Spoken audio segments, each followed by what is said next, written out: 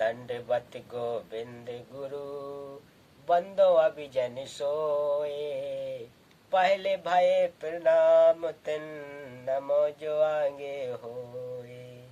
गुरु को कीजे दंडवत कोट कोट प्रणाम।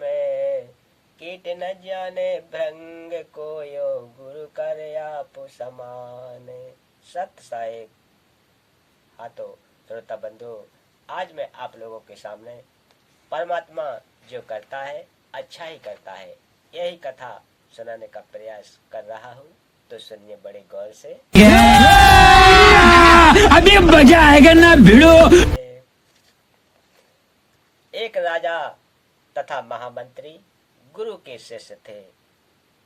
महामंत्री जी को पूर्ण विश्वास था, परंतु राजा को सत्संग सुनने का कम समय मिलता था, जिस कारण से वह परमात्मा के विधान से पूर्ण परिचित नहीं था, परंतु भक्ति श्रद्धा से करता था।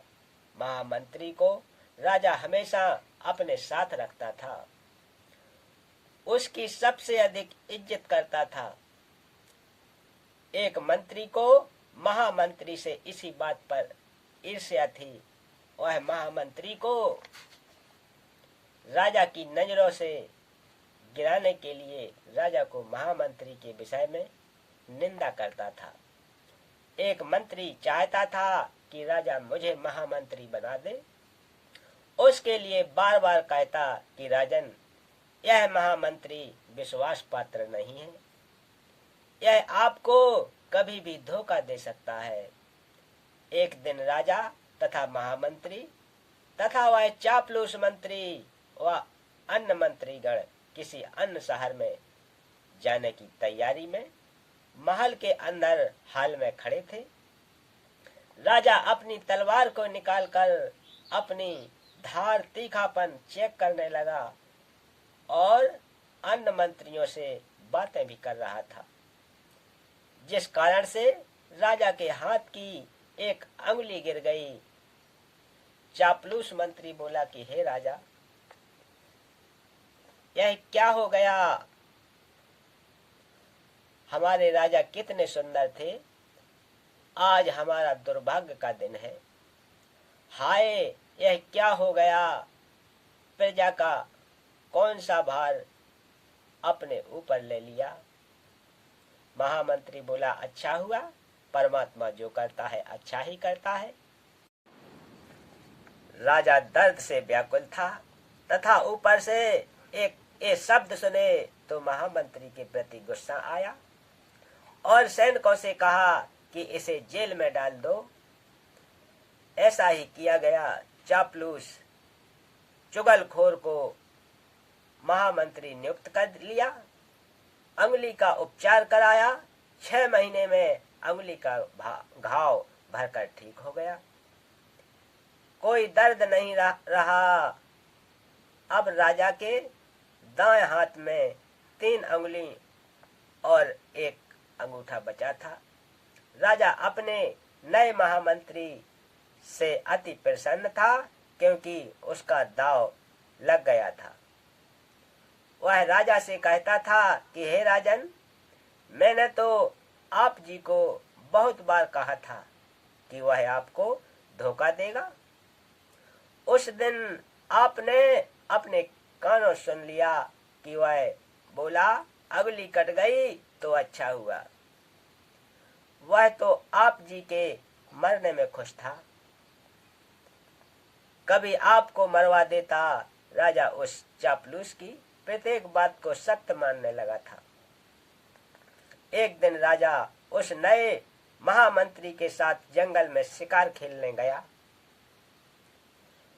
दोनों जंगल में गहरे चले गए।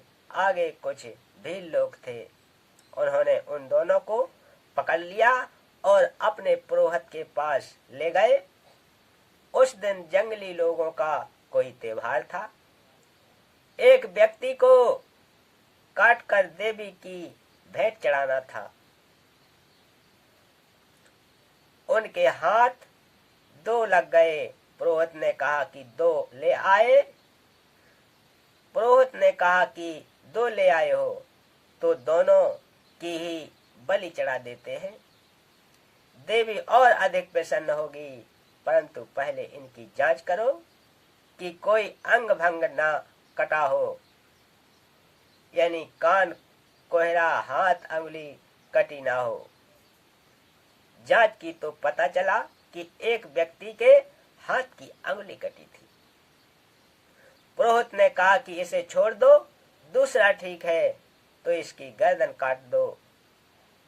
उसी समय राजा को छोड़ दिया और चापलूस महामंत्री की गर्दन राजा के सामने ही काट दी गई और देवी को भेंट कर दी।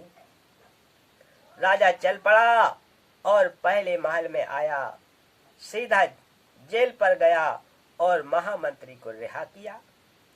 राजा ने महामंत्री जी को सीने से लगाया और कहा कि जब मेरी हाथ की अंगुली कटी थी और आपने कहा था कि अच्छा हुआ, भगवान जो करता है अच्छा ही करता है,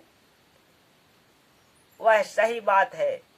यदि उस दिन मेरी अंगुली नहीं कटी होती तो आज मेरी जान जाती।